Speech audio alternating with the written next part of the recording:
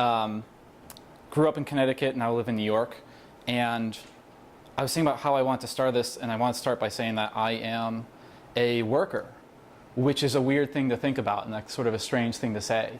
But my whole life has been spent sort of realizing, well, not my whole life, but my whole life taught me things, but never taught me that I was a worker. So I went to school and I spent 4 years. They took 4 years from me and $200,000. The only thing they didn't teach me is that I'm a worker. I've worked in food service industries. I've worked in health service. I've worked in education. I've been an education worker. And I think that that realization for me is something that's like really important to where I want to go with my life, and where I think that the next steps of like where we as a society need to go is hidden in this idea that we are workers no matter what we do. So you can be a student, you're a worker. You can be in fast food and you're a worker. And so I've had a lot of jobs, but the worst ones were always when, to the employer, I was just a number. I was just another worker, right? And I think that's the biggest, like, I've seen that the most in healthcare, which is strange because it's a very like personal profession. You're taking care of other people. It's supposed to be very like emotional and very, you know, giving. But when you work for a private healthcare company, they really don't care about you. I mean, if they own the machine, right, and they can just replace you as a worker. So what is left? So I worked on an ambulance in New Haven, and for this company, American Medical Response, which is a huge nationwide company. They're so big that they hold the national disaster contract. So when Hurricane Katrina happened, FEMA calls AMR, and AMR sends like 3,000 ambulances. So that's how big they are. And we have just the worst equipment. We have ambulances that are rusting, ambulances whose engines blew up the day before and they'll just send it right back out.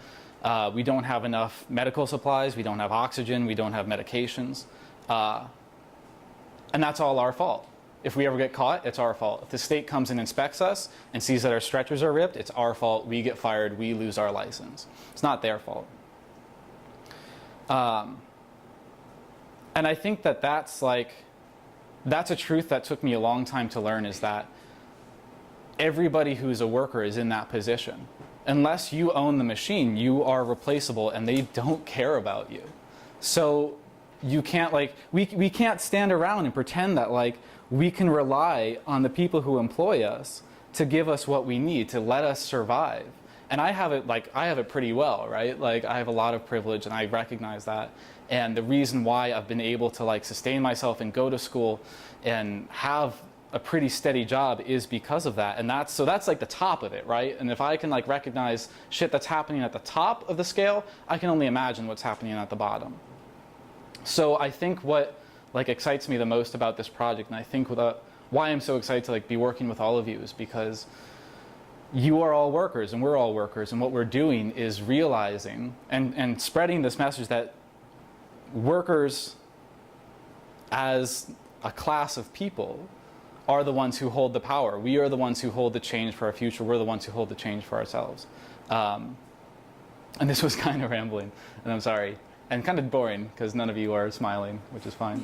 But yeah, so I'm still sort of like hashing it out in my head, but I think the thing I wanted to get up here and say is that, you know, it took me 23 years to realize that what I do every day is to be a worker, whether it's in education, whether it's in healthcare, whether it's in food service. And I took that for granted for a long time, and I see everyone as a worker, and workers control the power. So keep fighting for workers.